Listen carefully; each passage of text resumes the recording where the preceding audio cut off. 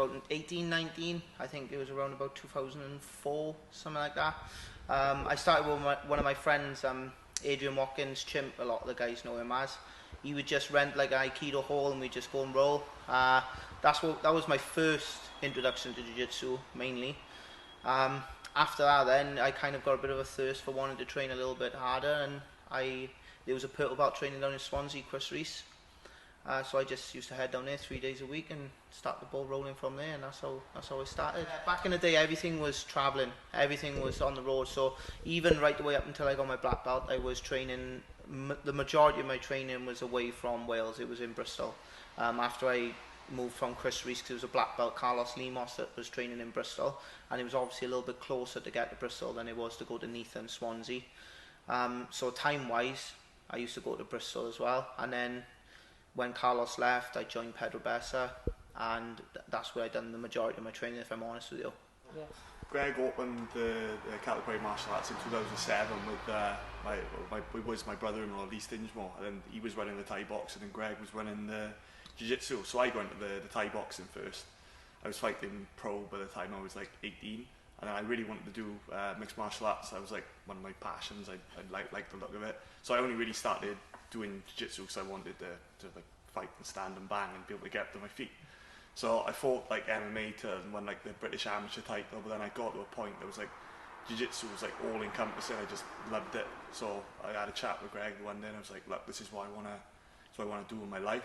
And he said, look, it's gonna be really, really hard. But then 10 years down the line, I've got to like a good standard, and yeah, that's pretty much how I got started. It's just crazy that I get to teach jiu-jitsu, I get to train, compete on big shows.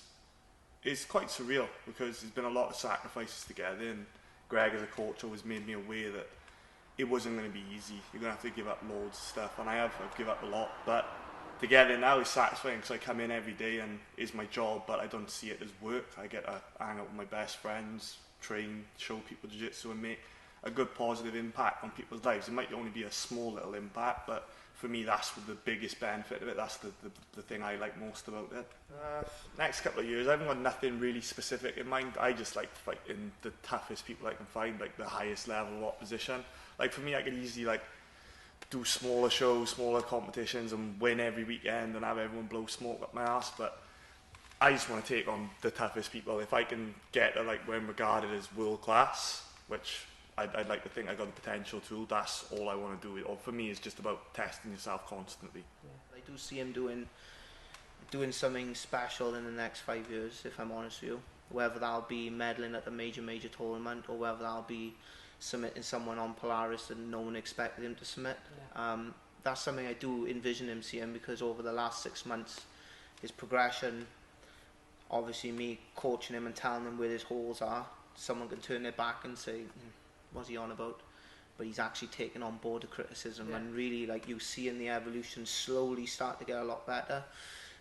Not just himself, the other guys in the academy as well. There's guys coming up, there's some white belts who are like really physically gifted, and under the tutelage of Jamie, who's kind of doing these big shows, and myself pushing them forward with a gentle hand, then obviously they're gonna be able to get a good role model out of Jamie, and that's going to be good for the future as well. Because obviously Tom's got the notoriety of being in the UFC. He's probably one of the best all-round martial artists in the country, and he's regarded really, really highly on the submission grappling scene. But Tom's got a good game, but I fought him once before when I was a brown belt, and he got the better of me. But I think I've improved so much between then and now. It's like, I'm not scared of anyone on the submission grappling scene. I think I can beat anyone in the UK and in the world. That's why the type of confidence you've got to have. If I didn't have that, I wouldn't bother doing it. So against Tom, I know I can beat him. Yeah, and I'm going to show why I'm one of the best in Europe and why I'm going to be one of the best in the world, because that's why I'm going to take these tough matchups, because it's the names I want to take off. I do offer free training to a lot of the kids when I see them out on the streets. Guys, my wife works in a school and she gives me names regularly. I offer them free training. I say, just come down and train. I don't care if you got no money, just train. Because if 10 guys come and one sticks at it, there's one less guy that's on the street, you know, especially kids these days where, like I've said, there's not many opportunities for them. So we do try and encourage them to train. So obviously it could change a lot of people's lives, and we have guys in here who's been severely overweight, they come in, they started training jiu-jitsu, they haven't found many benefits outside going to the gym.